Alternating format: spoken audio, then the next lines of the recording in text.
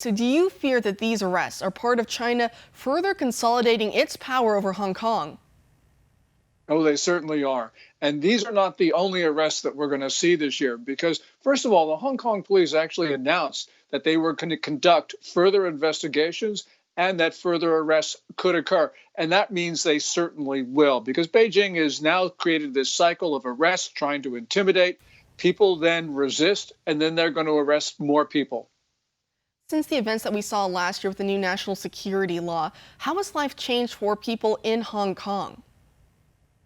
Well, certainly political discourse is now quiet because, especially after the enactment of the law on June 30, democracy activists went to ground, and some of them actually escaped to other countries.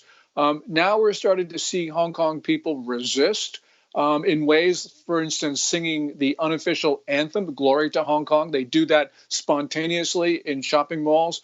And these are signs that of basically a growing confidence in their ability to resist China. But nonetheless, and right now, the protest movement is in a lull. Do we know what's going to happen to those who've been arrested since last June? All the mass arrests that we've seen, especially this one today. Do we know what happens to them? Do they go to re-education camps? What exactly is the future for them? Well, they will have trials. The trials probably will be in Hong Kong, but they could be in mainland China itself. And I'm sure that all of them, there's going to be a 100% conviction rate. Now, the maximum sentence is life for the crime of subverting state power.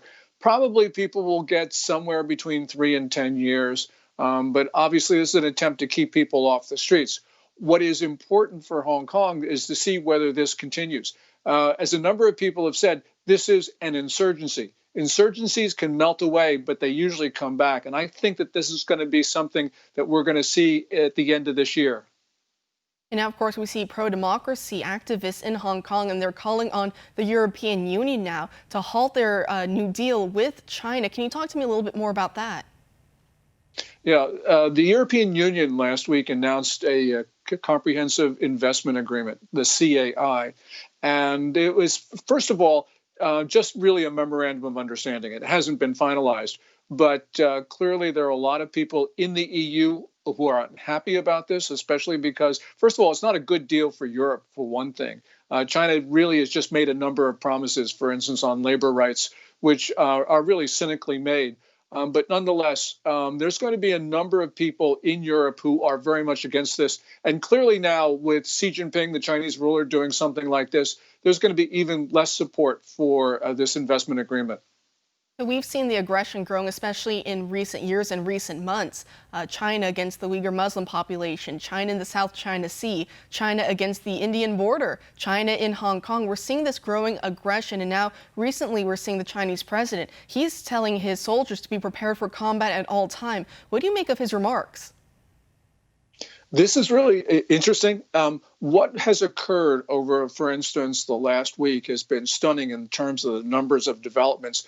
One of those other developments was that the Chinese military was given sweeping powers over civilian policymaking. This occurred at the first of this year with amendments to the National Defense Law. I think something's up, Kara. I don't know what it is, but there have been too many developments that have occurred, which we normally don't see in times of calm, which means that there is a lot of political turmoil at the top of the Chinese political system.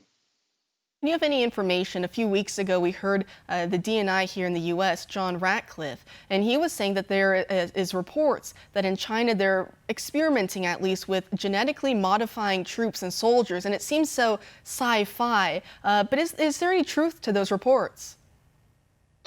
I think there are, because there clearly have been gene editing experiments done on human embryos. Matter of fact, the world's first such experiment was conducted by a professor in Shenzhen, which is the city across from Hong Kong.